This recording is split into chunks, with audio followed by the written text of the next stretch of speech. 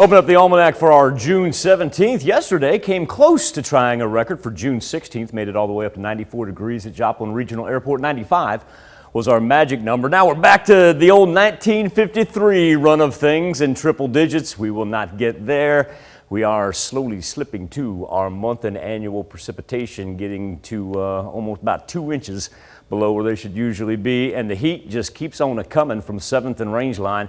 87 degrees, didn't quite get to 90, but our heat index did sure did. It sits right now at 94. We're going to talk a little bit about this wind too, because a little extra breeze would not necessarily be a bad thing. Humidity is going to hang about 40-35%, but that's still enough in the air to give us a difference as far as our temperature and what it actually feels like. Speaking of temperatures, already rolling low to mid 90s throughout southeast Kansas, whole bunch of high 80s throughout southwest Missouri and northeast Oklahoma. We're going to pick on Nevada and Stockton here in just a little bit because they are already up to 90. And while we don't have any of our northern cities in southwest Missouri part of that heat advisory, it stretches all the way through the upper Midwest. 2 of our northern counties for southeast Kansas are in there. And here's why I was picking on Nevada and Stockton, as they are the first ones to make it to triple digits as far as what it feels like, chiming in both of them at 101 degrees.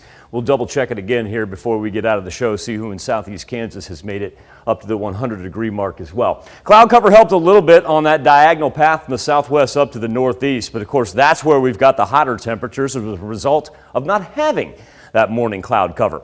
Earlier, good thunderstorm activity worked its way through portions of Missouri into just about down to Kansas City, but then really did a good job of decaying and working their way around us. And so when we talk about the old energy from the Cape, that's convective available potential energy. What's up there for thunderstorm activity to eat up? That's really not too bad for us this time of day and this time of year. But look at all this out here in the central portion of Missouri. Now, another form that we can actually rely on is what's called the cap. So imagine if you had an inhibitor above all that energy, kept it from blowing up, kept it from turning into thunderstorm activity. Well, this is beautiful right here. We love it when the cap is over the Cape. Yeah, we got to put up with the heat, but at least we don't have thunderstorms rolling through. Now, you'll notice this area right here where there is not a cap, and that's where we'll see some afternoon thunderstorm activity.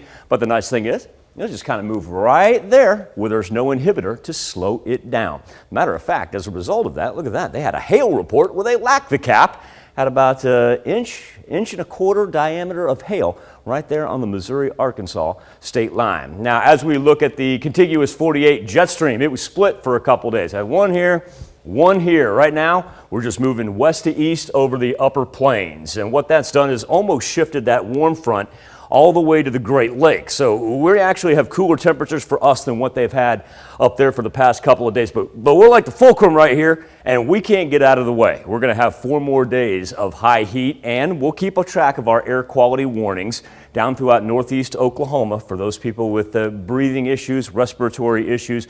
Know that ozone is going to be hovering close to the ground today, and be nice if we had a little breeze, but since we're stuck at 5 to 10 miles per hour, we're not able to actually get that moving off of the ground level where it causes those breathing problems. Our weather trend for today, end up about 94 if you're in southwest Missouri, end up about 99 if you're in southeast Kansas, and then even with temperatures, look at that one on the right-hand side. That's what we're talking about, where the cape is and the cap is not. Then we're right back down to about 75 pre-sunrise tomorrow. 4 more days. Father's Day night.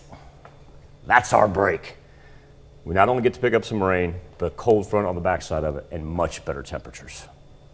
All right, well, we can make it to Father's Day and then Dad will take care of us. There we go. Dad and Mother Nature got an agreement.